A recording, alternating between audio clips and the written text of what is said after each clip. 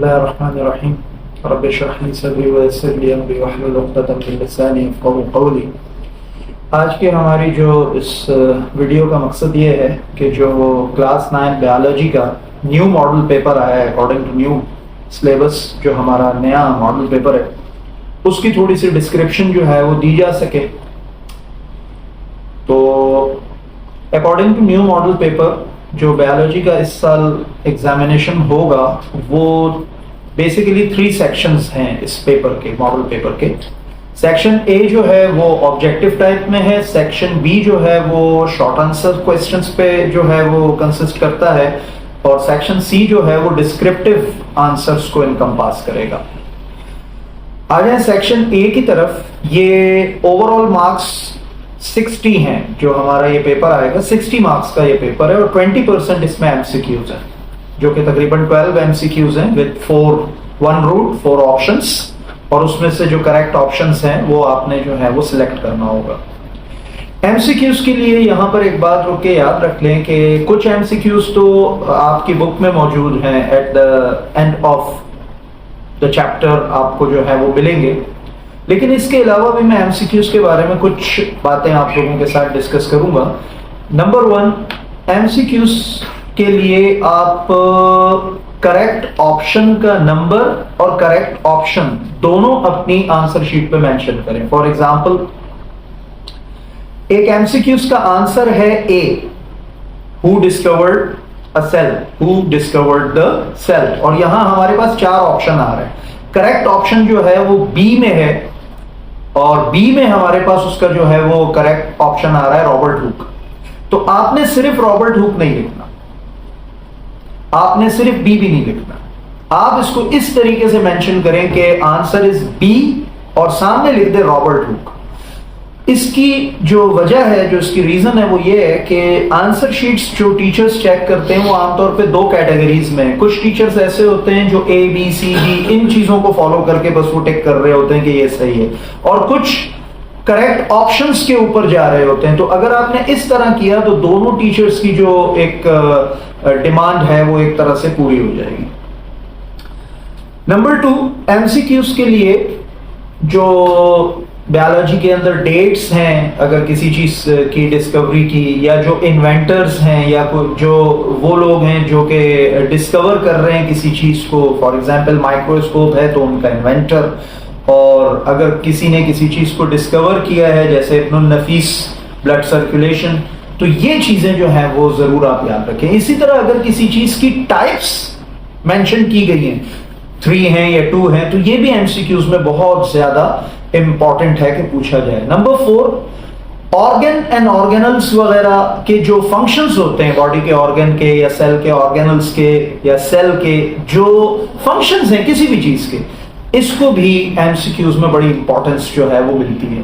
Number 5, अगर कोई भी डिजीज वगैरह जो है वो मेंशन की गई है तो उसके कॉजेस क्या हो सकते हैं, या वो डिजीज जो है किस डेफिशिएंसी की वजह से होती है, ये सारी चीजें और इसके अलावा भी बहुत सारी हैं, ये एमसीक्यूज के लिए बहुत ज्यादा इंपॉर्टेंट है।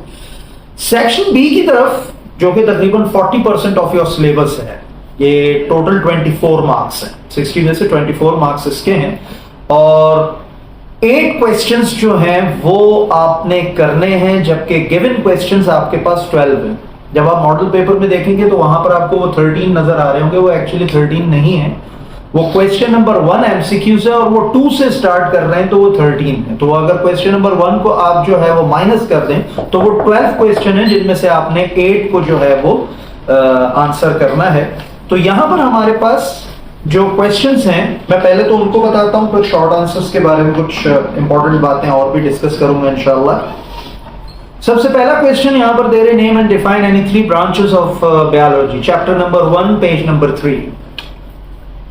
टेक्स्ट बुक जो है बायोलॉजी की, चैप्टर नंबर 1 पेज नंबर 3, वहां पर आपको इसका आंसर मिल जाएगा।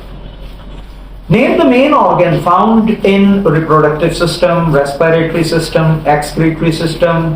ये चैप्टर नंबर 1 पेज नंबर 11 के ऊपर इसका आंसर आप देख लें, वहां पर ये मौजूद है, एक चार्ट सा मौजूद है, उसमें इसके अलावा भी एक क्वेश्चन आगे आ रहा है जो यहाँ के सीक्वेंस में, यहाँ पर क्वेश्चन नंबर 4 से रिलेटेड, जैसा कि मैंने कहा कि मैं शॉर्ट आंसर क्वेश्चन से रिलेटेड कुछ इंपॉर्टेंट बातें बताऊंगा। तो वो देखें यहाँ पर ये आ रहा है कि write any 3 principles of binomial nomenclature, write any 3 principle. तो एक जहन में बात बिठा लें कि कोई भी ऐसा टॉपिक है जिसकी टाइप्स या ब्रांचेस 3 है, या टॉपिक जो है वो तो एक है लेकिन उसकी टाइप्स 2 हैं, तो वो ओवरऑल उसको आप ऐड करें तो वो 3 हो जाते हैं। ये शॉर्ट आंसर्स में बहुत ज्यादा इंपॉर्टेंट है, क्योंकि शॉर्ट आंसर आपका कितने मार्क्स का आ रहा है? 3 मार्क्स का। इट मींस कि जो चीज भी 3 पे कंसिस्ट कर रही होगी वो इंपॉर्टेंट है। जैसे फॉर एग्जांपल हमारा जो सर्कुलेटरी सिस्टम है उनमें 3 कंपोनेंट्स जो हैं वो आ रहे होते हैं, आर्टरीज, वेन्स और ब्लड वेसल्स, ब्लड कैपिलरीज, तो वो समझ जाए इंपॉर्टेंट। इसी तरह प्लास्टिड्स की जो टाइप है 3 है, क्रोमोप्लास्ट, क्लोरोप्लास्ट, ल्यूकोप्लास्ट, समझ जाए इंपॉर्टेंट है। इसी तरह डिविजन्स ऑफ बायोलॉजी 3 है, जूलॉजी, बॉटनी, माइक्रोबायोलॉजी, समझ जाए कि वो इंपॉर्टेंट। आफ्टर दैट हमारे पास क्वेश्चन आ रहा है label diagram of cell cycle, chapter number 5 से ली गई है, page number 92। Write down any 3 uses. देखें अब वही जो चीज भी 3 पे कंसिस्ट करे इंपॉर्टेंट है। 3 यूजेस ऑफ एंजाइम्स, तो एंजाइम्स के 3 यूजेस के लिए chapter number 6 page number 110। Write down the importance of anaerobic respiration, ये क्वेश्चन नंबर 7 जो है यहाँ सीक्वेंस पे आ रहा है, पेज नंबर 92 और चैप्टर नंबर 7 में इसका आंसर जो है वो हमें मिलेगा। व्हाट आर सब सेल्यूलर और ए सेल्यूलर पार्टिकल्स, ये चैप्टर नंबर 4 से टॉपिक लिया गया है, page number 58। What do you know about reasoning and its type in biological methods, ये चैप्टर नंबर 2 है, पेज नंबर 21 एंड 22। फिर क्वेश्चन आ रहा है right 3 leading causes of death in Pakistan. तो ये कॉजेज जो है स्कैटर्ड है, चैप्टर नंबर 8, चैप्टर नंबर 9 और चैप्टर नंबर 10। तो वहां पर दोनों में इनका जो है आपको आंसर मिलेगा। नंबर 1 सबसे लीडिंग जो है वो डायबिटीज है, फिर हार्ट अटैक है और फाइनली लंग्स कैंसर जो है वो इसकी लीडिंग कॉजेज हैं death in Pakistan, death ratio जिनका ज्यादा है। Draw neat and label diagram of wills of human beings, ये पेज नंबर 165 पर ये डायग्राम है, चैप्टर नंबर 8 में, डाइजेस्टिव सिस्टम से रिलेटेड है। What are the main components found in circulatory system in man, ये सर्कुलेटरी सिस्टम इन मैन के जो मेन कंपोनेंट्स हैं, ये ट्रांसपोर्ट का जो चैप्टर है सबसे आखिर में, उसमें आपको मिल जाएंगे आर्टरीज, वेन्स और blood capillaries. Describe the structure of chloroplast, यहाँ पर डायग्राम जो है वो रिक्वायर्ड नहीं है, ये पेज 74 चैप्टर नंबर 4 में इसके आंसर आपको मिलेंगे। तो ये तो हो गए शॉर्ट आंसर। शॉर्ट आंसर्स के हवाले से एक और बात, एक तो मैंने डिस्कस की, दूसरा ये भी याद रखिएगा कि जितनी भी डेफिनेशंस होती हैं या जहां पर भी आपको कोई लिस्ट बनानी हो, इन लिस्ट करना हो, तो ये भी शॉर्ट आंसर के लिए बहुत ज्यादा इंपॉर्टेंट है। अब आते हैं सेक्शन सी, ये भी 40% है, 24 मार्क्स हैं। यहां पर आपके पास 6 क्वेश्चंस हैं टोटल, और आउट ऑफ विच आपने 4 क्वेश्चन जो है वो अटेम्प्ट करने हैं। हर क्वेश्चन जो है वो 6 मार्क्स का है, तो 6 4 24। फर्स्ट इसमें डायग्राम है ह्यूमन डाइजेस्टिव सिस्टम की या ट्रांसवर्स सेक्शन ऑफ रूट की। तो इसमें डाइजेस्टिव सिस्टम की जो डायग्राम है वो तो आपको मिल जाएगी चैप्टर नंबर 8 पेज 161 में, और जो यहाँ पर ट्रांसवर्स सेक्शन ऑफ रूट है ये आपको जो है पेज नंबर 176 के ऊपर मिलेगी। इसके साथ मैं एक और चीज ऐड कर देता हूं, यहां तो नहीं है, कि जो ह्यूमन रेस्पिरेटरी सिस्टम की जो डायग्राम है रेस्पिरेटरी सिस्टम की, वो भी बहुत ज्यादा इंपॉर्टेंट है। What are the characteristics of chronic malnutrition and acute malnutrition, ये असल में मैल न्यूट्रिशन की 2 टाइप्स हैं, तो मैंने अभी शॉर्ट में भी बताया था कि मैल न्यूट्रिशन और उसकी 2 टाइप्स, तो वो 3 टोटल 3 मार्क्स वो आपको जो है वो दे सकता है। तो इसको सिर्फ मेंशनिंग की नेम की हद तक अगर लें तो ये शॉर्ट में भी आ सकता है। ठीक, ये आपके पास पेज नंबर 1, और इसी के फौरन बाद उसी से जो है वो कंपाउंड क्वेश्चन है, point out any 3 social problems related to malnutrition, page 158 पे। यहां याद रखिएगा, एक है सोशल प्रॉब्लम्स जिस मैल न्यूट्रिशन का, जिसमें वो पॉवर्टी वगैरह आ जाता है, लेकिन दूसरी तरफ जो है वो फिजिकल प्रॉब्लम्स है। तो इसमें मेक श्योर करें कि एग्जाम में फिजिकल प्रॉब्लम पूछी जा रही है या सोशल।